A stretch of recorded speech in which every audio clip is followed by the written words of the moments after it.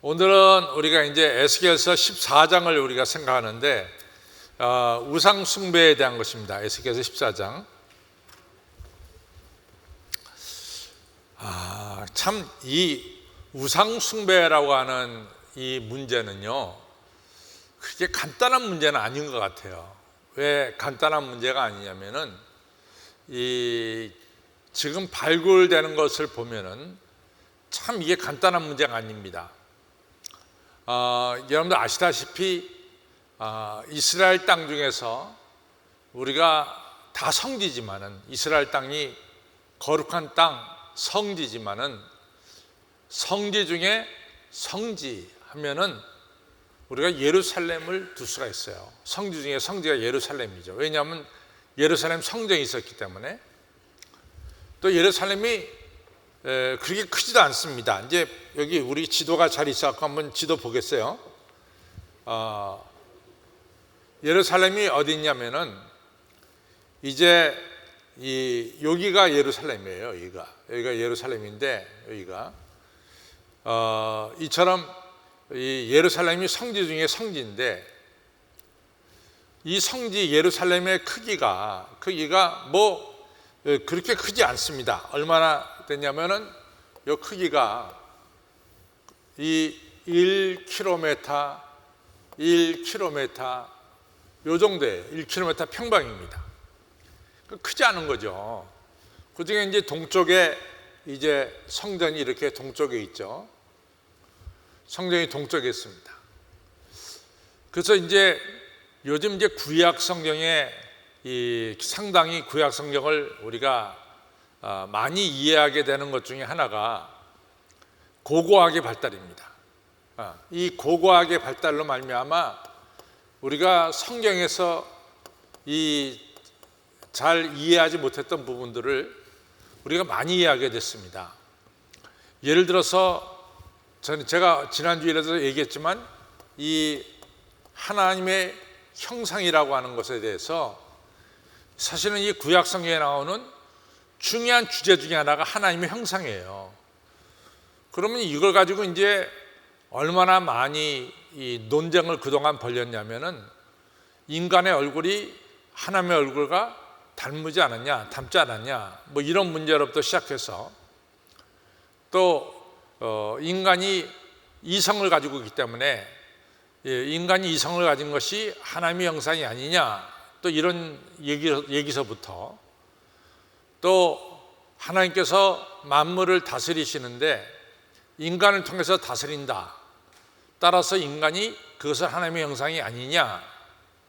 또 이제 칼 바르트라고 하는 유명한 신학자에 와서는 이제 하나님께서는 인간하고 대화를 나누신다. 그래서 인간이 하나님과의 대화의 대상이니까 이것을 가리켜서 하나님의 형상이라고 하지 않느냐, 이런 이야기들도 많았어요. 근데 어느가 하나 그렇게 아주 속 시원하게, 아주 시원하게 인간이 하나님의 형상대로 창조되었다라는 것에 대한 속 시원한 대답을 이같이 갖지를 못했습니다. 그러다가 이같이 이 메소포타미아 지역과 그 다음에 애굽에서 이같이 고고학자들이 땅을 파다 보니까 중요한 것을 하나 발견하게 됩니다. 그것은 뭐냐면은 애굽의 이 파라오, 우리가 바로왕이라고 하죠. 바로왕을 이같이 토기에서 보니까 바로왕을 뭐라고 말하냐면 신의 형상이라고 부르더란 말이에요. 신의 형상이라고. 그런데 거기에 뭐 의정도 있고 자의정도 있고 군대 장관도 있고 그 애굽이라는 나라에 수많은 이같이 이 높은 사람도 있었는데 그 사람들한테는 절대로 신의 형상이라는 말을 안 써요. 오직 애굽에서 딱 한 명, 이 파라오한테만 신의 형상이라고 씁니다. 근데 그 이야기가 메소포타미아의 지역에서도 바벨론이라든가 혹은 아시리아, 그 나라들이 다 메소포타미아 지역에서 나라죠. 그 지역에서도 오직 왕 한 명한테만 신의 형상이라고 부르더라고 말이에요. 신의 형상.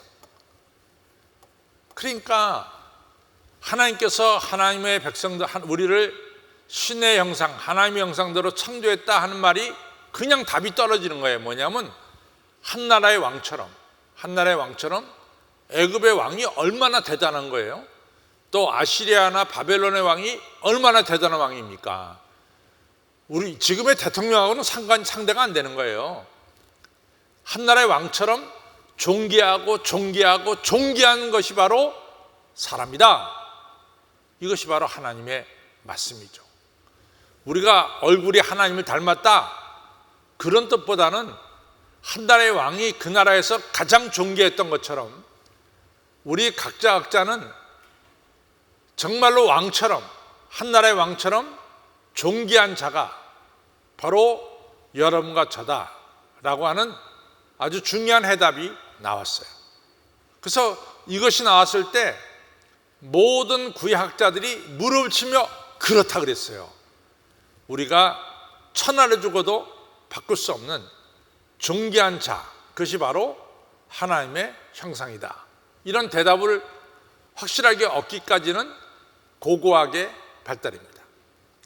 이제 고고학을 보니까, 글쎄 예루살렘을 보니까 이 한 지역, 예루살렘에서 한 지역을 갖다가 땅을 팠더니요, 무려 1,500개의 신상들이 나왔어요. 1,500개의 신상. 그래서 깜짝 놀랐습니다.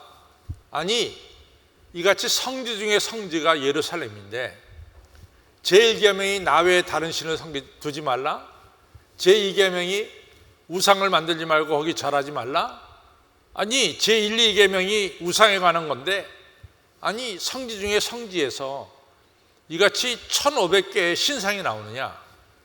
근데 신상도 말이죠, 저는 이제 뭐라고 설명하냐면, 신상을 여러분 아시다시피 우리가 제주도에 가면은 돌 하루방이라는 게 있잖아요. 조그만 것에서 큰 것까지 그렇게 생겼어요. 이렇게 생겼다고요.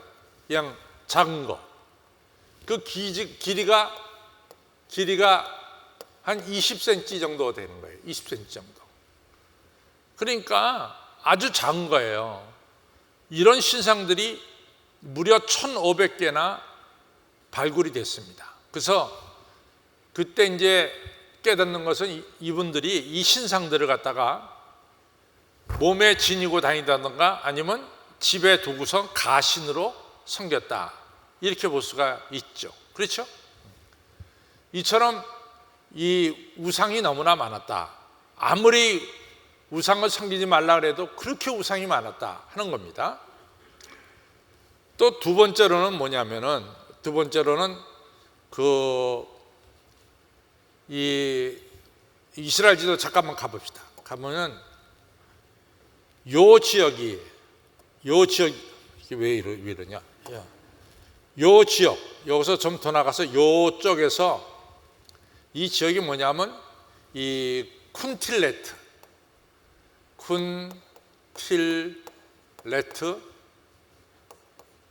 아주 루드라고 하는 이런 지역이 여기 있습니다. 근데 이 쿤틸레트 아주레드라는 이 지역에서 땅을 파보니까 거기에 토기 문서가 발견됐는데, 이 토기 문서에 참 이상한 게 쓰여졌어요. 야훼 하나님, 그리고 그의 아세라, 이렇게 써있단 말이에요. 근데 그것이 계속해서 나오는 거야. 야훼 하나님, 그리고 그의 아세라. 그러니까 하나님이 부인이 있다는 거예요. 하나님이 부인이 있다는 거죠. 그 부인이 다름 아니라 아세라라, 얘예요. 아세라. 그럼 아세라는 뭡니까? 가나안 땅에 있었던 바알신의 부인, 여신이 뭡니까? 아세라죠. 이 얘기는 뭐냐? 여호와 하나님 섬기는 신앙하고 바알 신앙하고 뭐예요? 쉽게 말해서 혼합됐다는 거예요. 혼합됐다는 겁니다. 그래서요, 그런 걸 보면은 우리가 성경에서 그렇게 하나님이 산당제사를 갖다가 못하게 했잖아요. 그러니까 이제 산당제사라는 것은 산꼭대기에서 이렇게 예배를 드리는데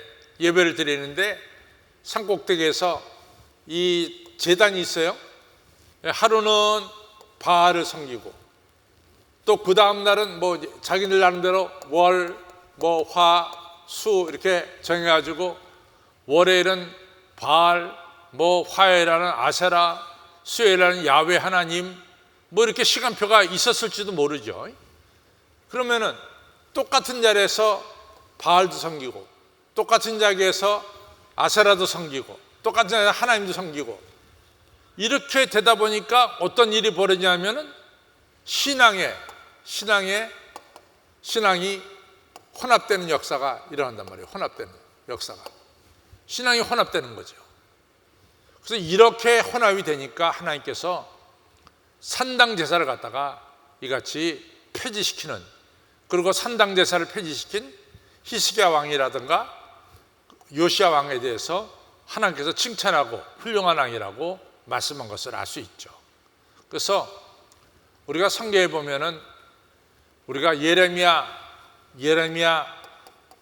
7장에 보면은 막 예레미야 야단을 쳐요. 성전 앞에서. 그래, 너희들이 월요일날 화요일날은 바알을 섬기다가 토요일날 안식일날 와가지고 성전에서 야훼 하나님을 섬기니까 다 됐다, 그렇게 말하는데 그게 말이 되냐? 너희들 어떻게 월요일날 화요일날은 바알과 아세라를 섬기고 토요일날 안식일날 와가지고 야훼 하나님을 섬긴다고 하면서 예배드리니까 다 됐다, 이게 말이 되느냐 말이야. 너희들 하나님의 전을 도적에 굴려를 하느냐, 이렇게 야단을 쳤어요. 또 하나는 우리가 열왕기상 왕상 18장에 보면은 이같이 엘리야가 바알 선지자 450인 아세라 선지자 400인과 싸우잖아요. 그때 엘리야가 이스라엘 백성들에게 말하잖아요. 너희들 어느 때까지 양쪽에서 머뭇거리겠느냐, 또 왔다 갔다 하느냐, 어느 때까지. 너희 섬길 자를 오늘날 택하라, 이렇게 아주 강력하게 말씀하시죠. 그래서 이 신앙의 순수성이 너무너무 중요하다는 것을 갖다가 우리가 성경을 통해서 알 수가 있습니다. 그러니까 여러분과 저는 하나님 외에는 다른 신을 섬겨서는 안 되는 거예요. 하나님 외에는. 이게 뭐 여러분들 뭐 아시다시피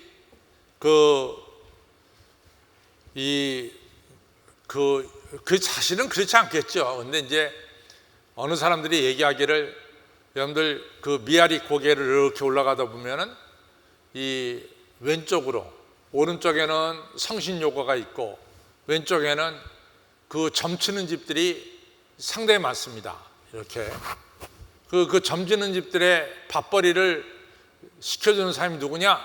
뭐 크리스찬이 아니냐? 뭐 이런 얘기를 하잖아요. 그런데 그게 조금은 말이 되는 게 1년 365일 중에서 뭐 어느 날은 좋고 어느 날은 나쁜 날이 있어요? 1년 365일 하나님이 주신 365일 중에 어느 날은 길일이고 어느 날은 휴일이 있습니까? 왜 대답들을 안 하셔요? 정말 에브리데이가 축복의 날이잖아요. 블레싱 데이죠. 어느 날만 축복의 날이고 어느 날은 저주의 날이 아니에요. Everyday is blessing day예요. 모든 날이 하나님께서 우리에게 축복해 주시는 축복의 날입니다. 그런데요, 그 이상한 게 있어. 크리스찬도 어느 날 지정해가지고 그날은 뭐 틀림없이 결혼식을 해야 된다는 거야. 그거 왜 그래? Everyday blessing day인데. 그러니까 그런 거 보면은 그분이 혹시나 점치지 않았나, 뭐 그런 생각도 없잖아. 들어요. 오늘 6월 2일이 축복의 날입니다. 오늘이 축복의 날이에요. 그렇죠? 모든 날이 하나님께서 여러분과 저를 축복해 주시는 축복의 날임을 믿으시길 바랍니다. 그래서 여러분과 저는 점처러 가서는 안 돼요. 저는 이 사무엘상 28장에 보면은, 삼상 28장에 보면은 사울 왕이 말이죠. 사울 왕이 글쎄 엔돌에 있는 신접한 여인에게 찾아갑니다. 신접한 여인에게. 근데 이것이 끝이야. 여기 갔기 때문에 사울이 죽어요. 여기 갔기 때문에 사울이 죽어요. 여러분과 저는 누구한테만 가야 돼? 누구한테요? 하나님한테만 오셔야 될 줄로 믿습니다. 오직 하나님만을 잘 섬기는 여러분과 저가 되기를 주님의 이름으로 축원합니다. 이제 우리 본문으로 가겠어요.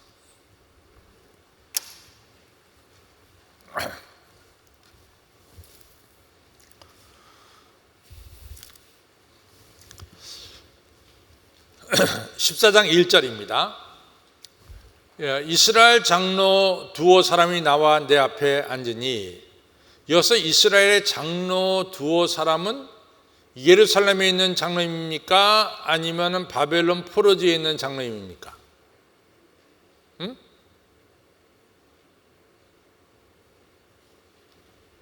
이것부터 정확하게 정리하고 넘어가야 돼.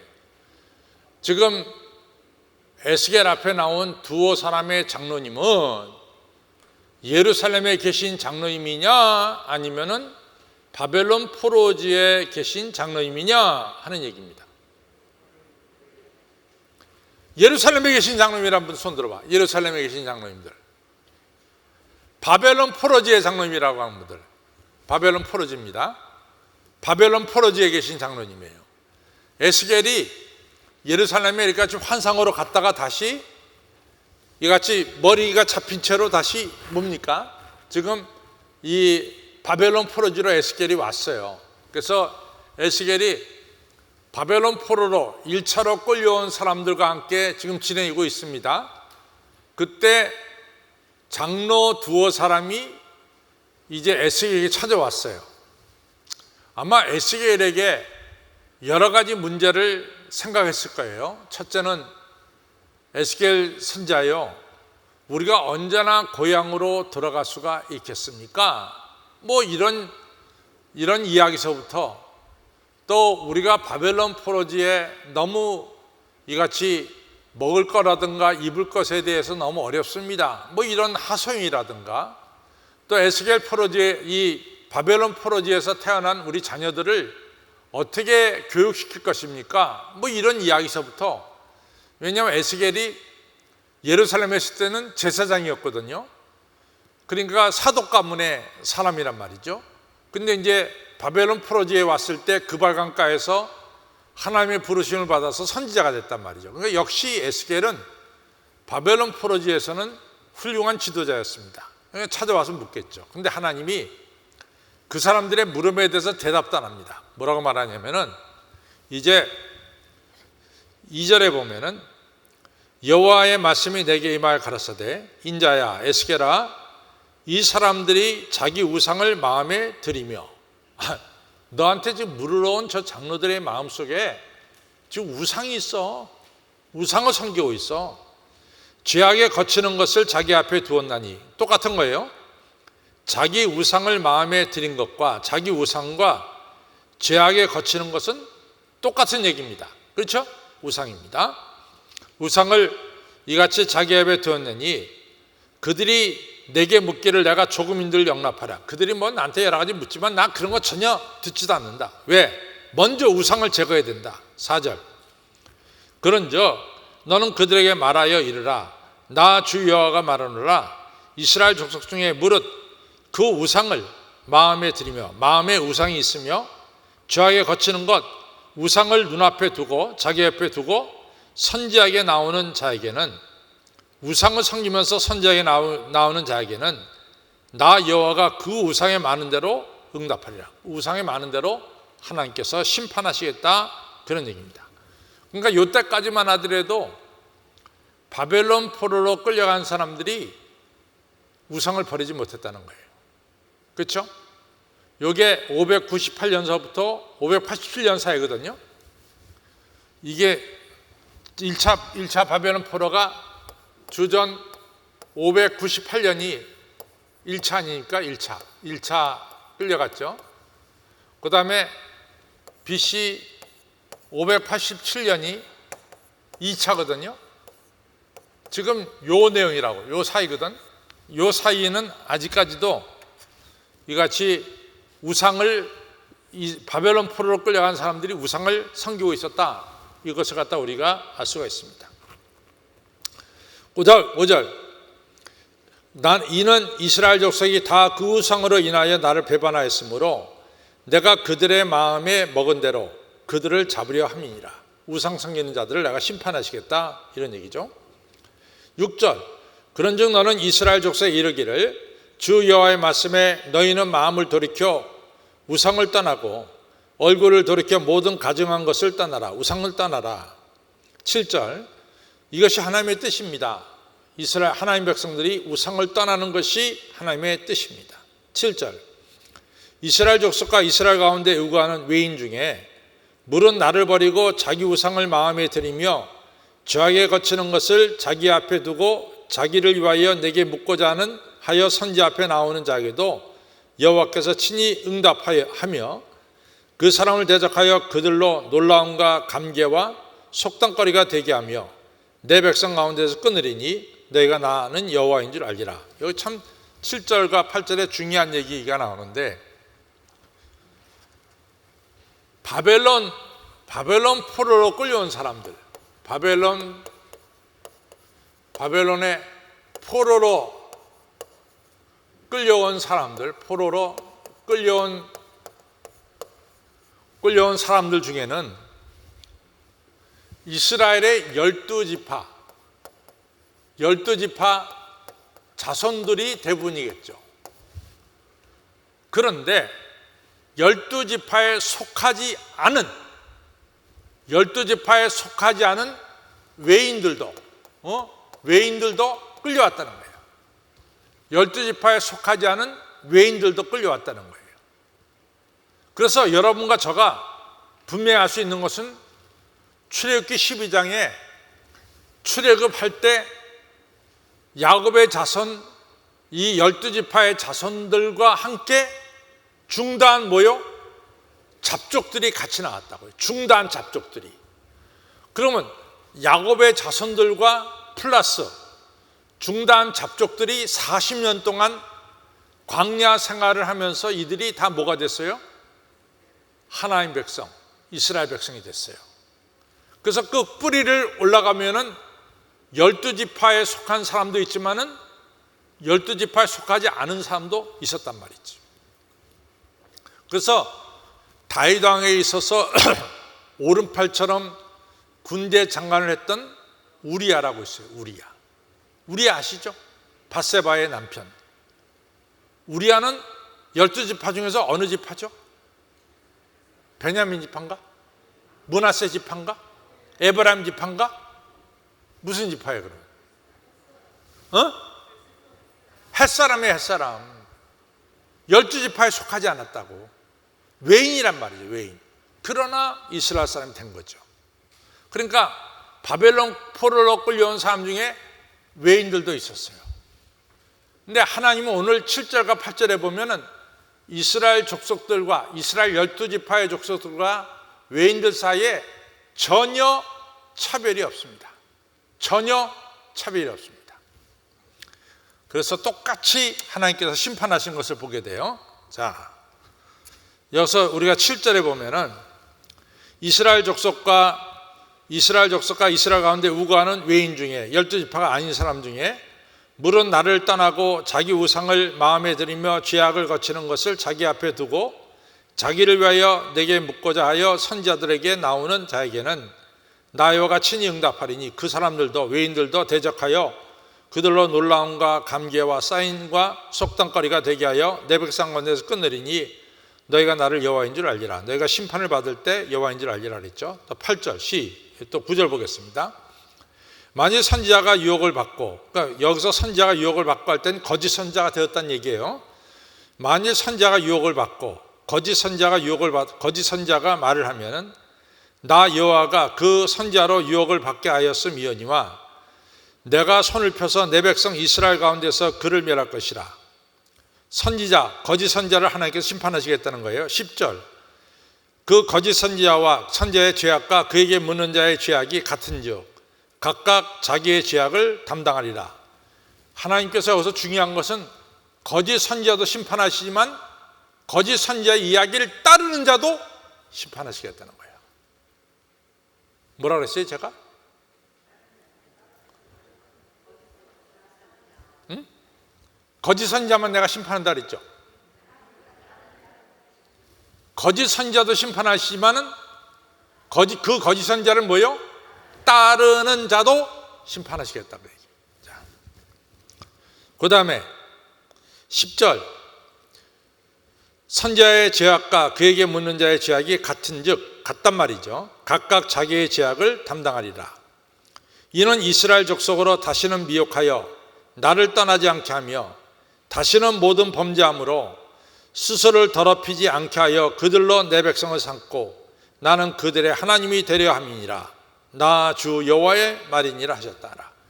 우상 숭배자들을 심판하시는 목적이 뭡니까? 다시 이스라엘 백성들과 하나님 사이에 원상복구를 원하시는 거예요. 나는 그들의 하나님이 되고 그들은 나의 백성이 된다. 제가 몇 번 얘기하죠. 구약 성경에 기둥같이 여기는 게 있는데 이 구약 성경이라고 하는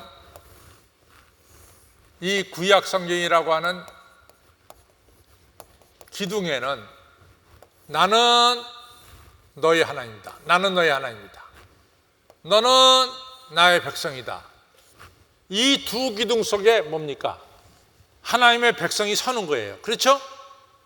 나는 너의 하나님이 되고 너는 나의 백성이 되리라. 이 두 기둥이에요.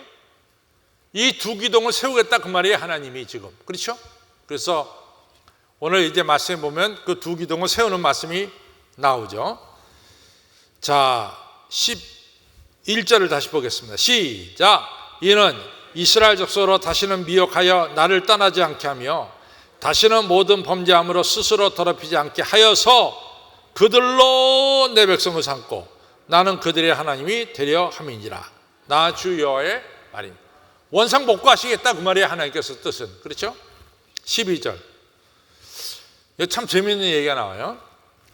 여호와의 말씀이 또 내게 임하여 가라사대 인자야 가량 어느 나라가 불법하여 내게 범죄함으로 내가 손을 그 위에 펴서 그 의뢰하는 양식을 끊어 기근을 내려서 사람과 짐승과 그 나라를 끊는다고 치자. 그래서 이제 예를 들어서 이같이 여러분들 하나님이 내리시는 징벌 네 가지가 있죠. 네 가지가. 하나님이 내리신 징벌. 첫째가 뭐죠? 칼. 두 번째가 뭐예요? 기근. 세 번째가 뭐예요? 사나운 짐승. 네 번째가 뭐죠? 온역, 연병. 연병이에요, 연병. 그러니까 하나님 내리시는 네 가지가 있어요. 칼, 기근, 사나운 짐승, 온역, 연병. 온역이나 연병 같은 겁니다. 자, 이같이 하나님의 심판을 내리는 거예요. 그래서 이번에는 13절에 보면은 인자야 가량 어느 나라가 불법하여 내게 범죄함으로 내가 손을 들어 그에 펴서 그 의뢰하는 양식을 끊고 기근을 내려서 사람과 짐승을 그 나라에서 끊자고 치자. 비록 노아는 어디에 나오죠? 출애굽기에 나오죠? 노아가? 출애굽기에 나오잖아. 노아가 어디 나와요? 창세기에 나옵니다. 노아의 세 아들 이름을 아시는가?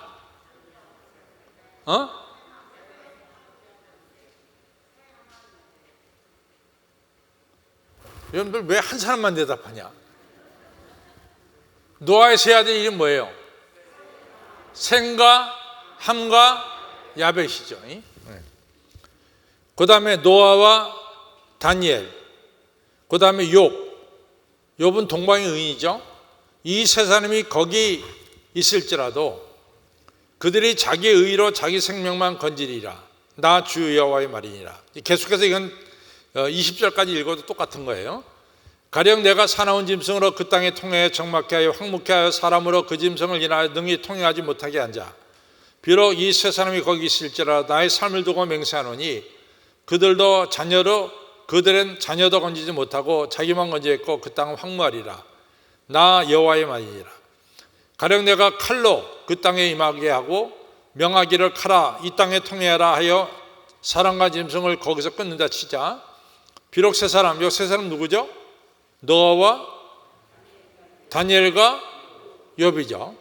노아, 다니엘과 욥 세 사람이 거기 있을지라도 나의 삶을 두고 맹세하노니 그들은 자녀도 건지지 못하고 자기만 건지니 나 주 여호와의 말이니라. 19절 가령 내가 그 땅에 온역을 내려 죽임으로 내 분을 그 위에 쏟아 사람과 짐승을 거기서 끈다 치자, 비록 노아, 다니엘과 욥이 거기 있을지라도 나의 삶을 두고 맹세하노니 그들은 자녀도 건지지 못하고 자기 의로 자기 생명을 건지리라. 나 주 여호와의 말이니라. 여러분들, 내가 건짐받는 것은 어디에 있어요? 우리 아버지의 공로에 있나?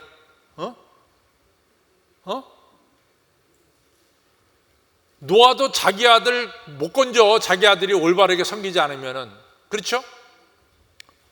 여러분과 저는 구원받는데 뭐 때문에 구원받죠? 내가 하나님을 믿는 신앙으로 구원받는 거야. 내가 오직 하나 되신 하나님만을 믿는 신앙으로 구원받는 거야. 여러분들 아들, 딸들이 여러분의 신앙으로 구원 못 받아요. 여러분 그랬잖아요. 욥과 노아와 다니엘이 있다 할지라도 자기 자녀는 구원 못하고 자기들의 의로만 구원받는다 그랬잖아요. 그러니까 나도 신앙생활 잘해야 되지만 누구도 신앙생활 잘해야 돼? 내 아들, 딸도 신앙생활 잘해야 될 줄로 믿습니다. 예, 중요한 거예요. 그 얘기한 거예요. 자기 의로 자기가 구원받는 자, 올바른 신앙으로 구원받는다 이거죠. 그다음에 이제 마지막 가겠습니다. 마지막 가는데 이것도 거의 같은 내용이에요. 21절, 22절, 23절 같은 얘기입니다. 주 여호와께서 가라사대 내가 나의 네 가지 중한 벌, 곧 칼과 기근과 사나운 짐승과 온역을 예루살렘에 함께 내려 사람과 짐승과 그 중에서 끊으리니 그 해가 더욱 심하지 않겠느냐. 하나님의 심판 속에 참 어렵다 이거죠. 그러나 이 네 가지 심판 속에서도 그러나 그 가운데 면하는 자가 남아 있어 끌려 나오리니, 여기서 이 심판 속에서 살아남는 자는 어떤 사람일까? 노아나 그 다음에 다니엘과 욥과 같은 사람이지. 그렇죠? 노아는 죄악이 관영한 시대에 노아는 하나님만을 의지했어요. 그렇죠? 다니엘은 바벨론에서 자기 신앙을 지킨 사람입니다. 욥도 동방의 의인입니다. 이같이 신앙을 가진 자는 어떤 환난 속에서도 하나님께서 그 사람을 건져주신다라고 하는 중요한 메시지가 여기 들어있죠. 그래서 21절에 그러나 그 가운데 면하는 자, 칼과 기근과 연병과 온역 속에서 남은 자가 있어 끌려 나오니 살아남으니 곧 자녀들이라, 하나님의 자녀들이라. 그들이 너에게 나오리니 살아서 바벨론 포로 너희들에게 나오리니 너희가 그 행동과 소유를 보면 내가 예루살렘에 내린 재앙 곧 그 내린 모든 일에 대하여 너희가 위로를 받을 것이라. 하나님께서 그냥 심판하신 것이 아니라 우상을 섬겼기 때문에 심판했다는 사실을 분명히 알게 될 것이다. 23절 너희가 그 행동과 소유를 볼 때 그들로 인하여 위로를 받고 내가 예루살렘에 행한 모든 일은 아무 일 없이, 아무 뜻 없이, 아무 이유 없이 무고히 한 것이 아닌 줄을 알리라. 나 주 여호와의 말이니라. 예루살렘 심판한 것은 뭐 때문에 심판했어요? 우상 숭배 때문에 심판했다 이거죠.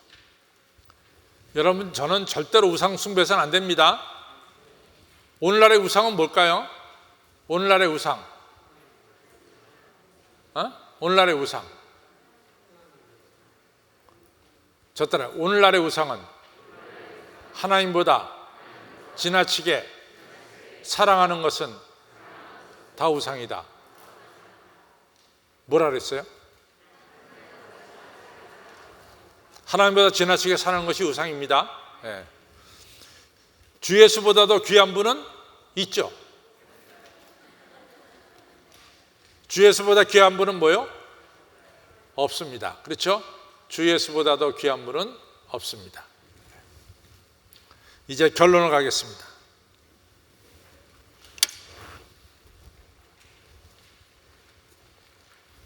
어떻게 좀 많이 여러분들 이같이 잘 보이세요? 쓴 것이? 네, 오케이. 결론 가겠습니다. 결론 갑니다. 시작. 하나님께서는 우상 숭배하는 자들을 심판하십니다. 하나님께서는 이유 없이 사람을 징벌하거나 심판하시지 않으십니다. 하나님은 의로우신 분이시기에 죄에 대하여 징벌하시고 의에 대하여 상을 주시는 분입니다. 참고 히브리서 11장 6절 시작. 믿음이 없이는 기쁘시게 못하나니 하나님께 나아가는 자는 반드시 그가 계신 것과 또한 그가 자기를 찾는 자들에게 상 주시는 이심을 믿어야 할지니라고 했습니다. 바로 여기에 소망이 있습니다. 믿음 있는 자는 상을 받습니다. 여기에 소망이 있습니다. 시작. 성도 여러분, 이 땅에 사는 동안 우리의 죄악에서 구원하신 예수 그리스도를 온전히 믿으시기를 바랍니다. 예수 그리스도를 우리 안에 모시기를 바랍니다. 그래서 예수님과 함께하는 삶을 사시기를 바랍니다. 그리고 사도 바울처럼 선한 싸움 다 싸우고 달려갈 길 마치고 믿음을 지키셔서 하나님께 주시는 의의 면류관, 승리의 면류관 받으시기를 주님의 이름으로 축원합니다.